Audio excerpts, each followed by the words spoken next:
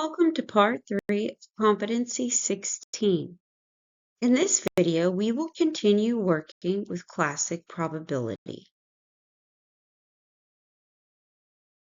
Number 1.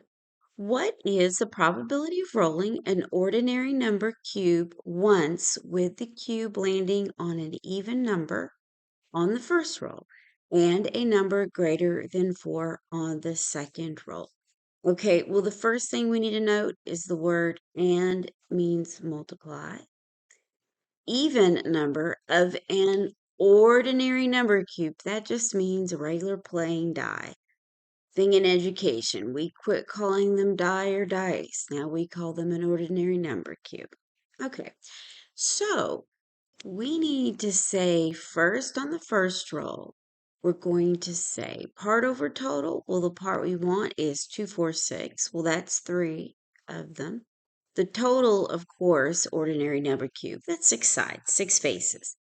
Okay, then also on the second roll, we're going to be out of 6 again, but we have number greater than 4. We are not including 4, so that's 5, 6. So that will be 2. We're just going to pop that in the calculator. Okay, this is just very basic probability. Okay, so let's say alpha y equals, number 1 is what we want. Okay, so 3, and arrow down, give it 6, arrow over, times alpha y equals, number 1's what we want again, and 2, arrow down to get your 6. Now, we have it all enter the way I have it written out. Okay, now let's push enter.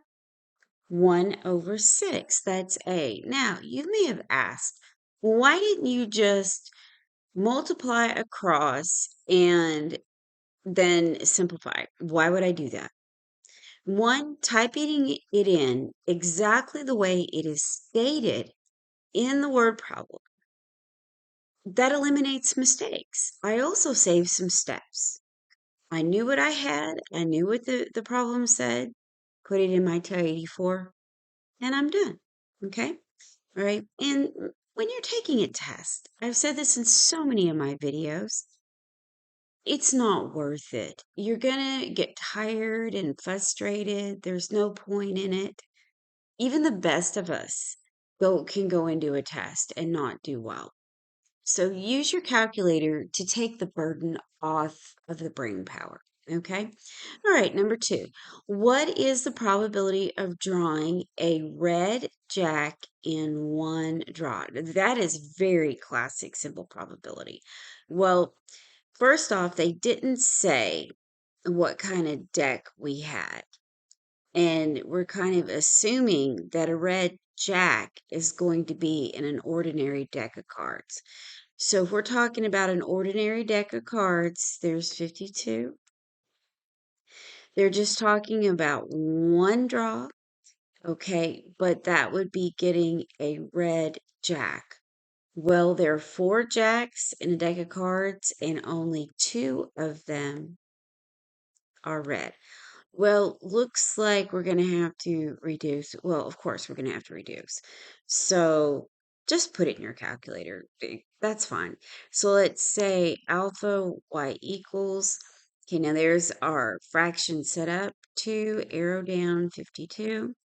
And that's 1 out of 26, which is option B. Now you may be thinking, well, why didn't you just say 2 divided by 52? Let's do that. 2 divided by 52. Push enter. Yeah. See, I've created myself extra steps. By setting it up as a fraction in the beginning, I end with the correct answer. Okay. If you do what I did, the last item here, 2 divided by 52, now I have to say math, and I need number 1 back to fraction. Push enter, enter again. Now I have the answer I desire. Well, the reason I put it in fraction form is because I looked at A, B, C, D, and those answers were in a fraction form. If your options are fractions, put your item, the word problem, turning it into a fraction kind of helps me out. it's all your personal preference, but for our purposes, I let it end in a fraction. Okay? All right, let's go to number 3. Number 3, using a standard deck of cards, what is the probability of drawing a non-pitcher diamond card in one draw? Of course, that's very simple probability, okay? So let's set up our fraction. Alpha y equals, number 1 is what we want. Now I'm going to go to the denominator first. It says standard deck of cards. Well, that's important. That's telling us that's a standard deck of 52.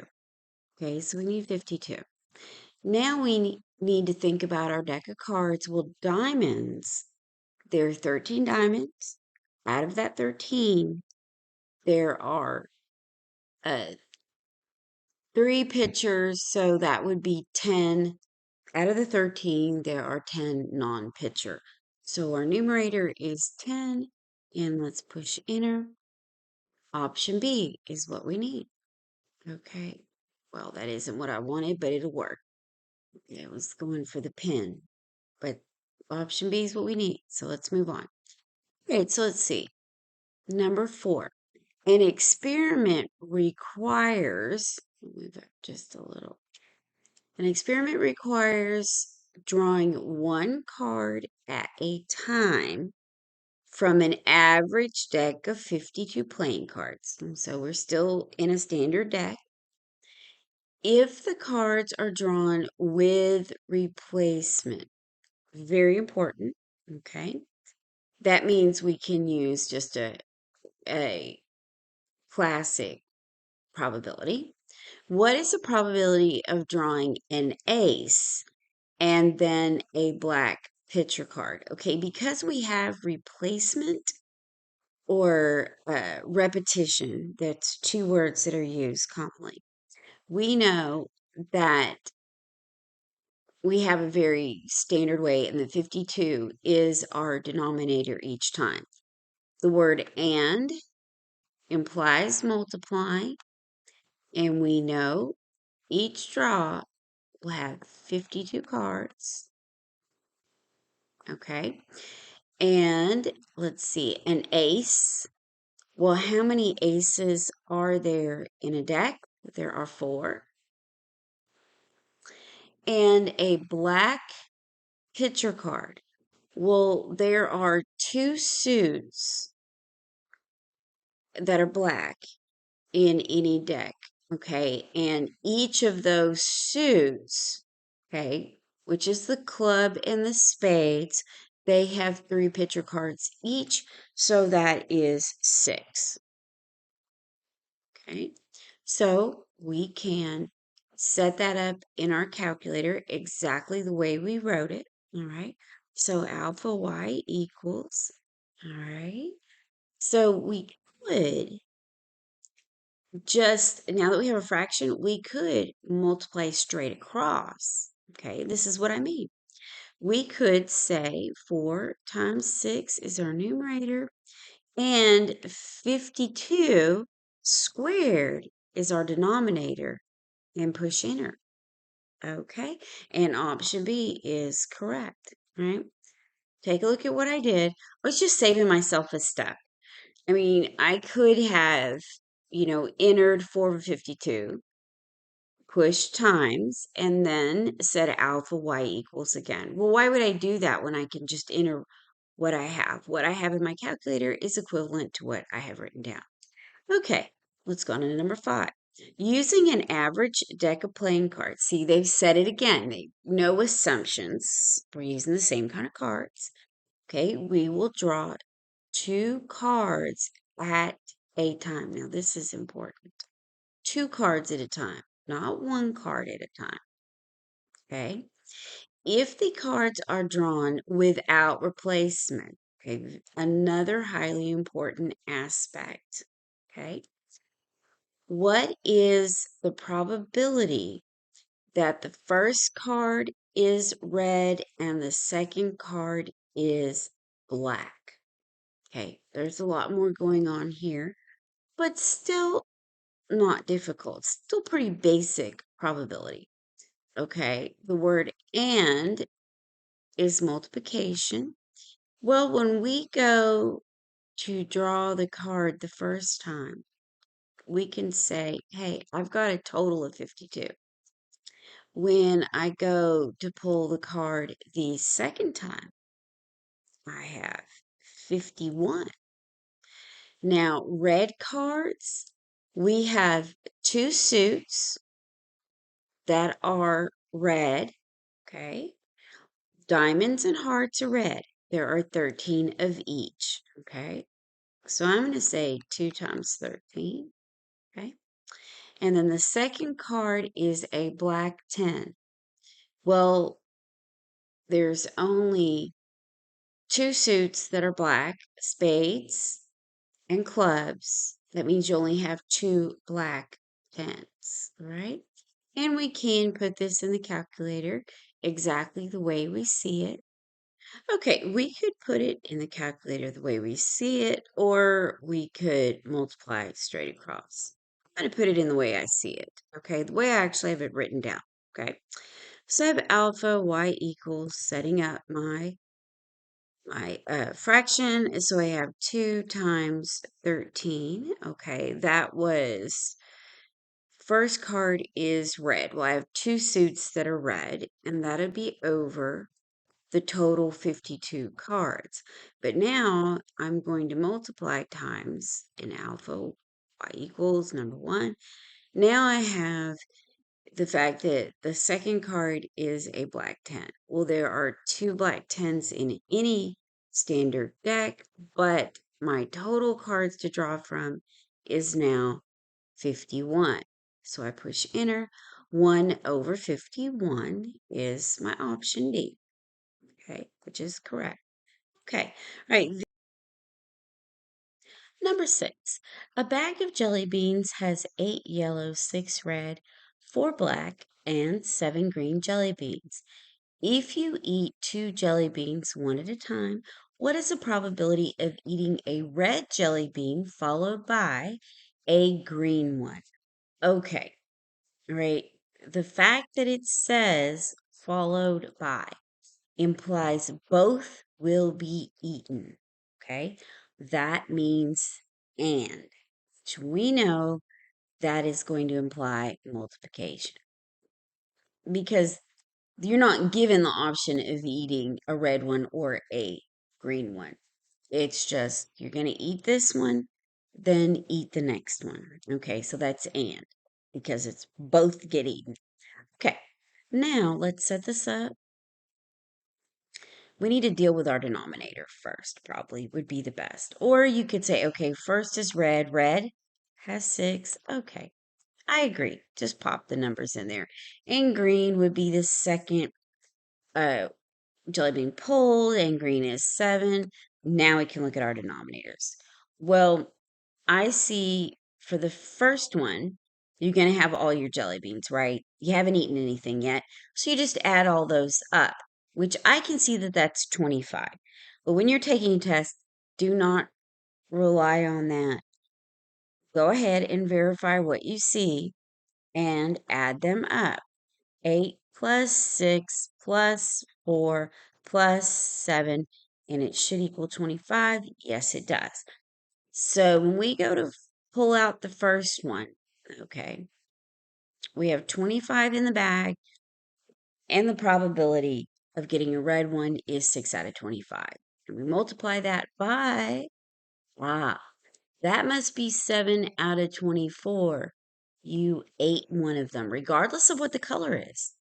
You ate one. Okay, and that changed everything.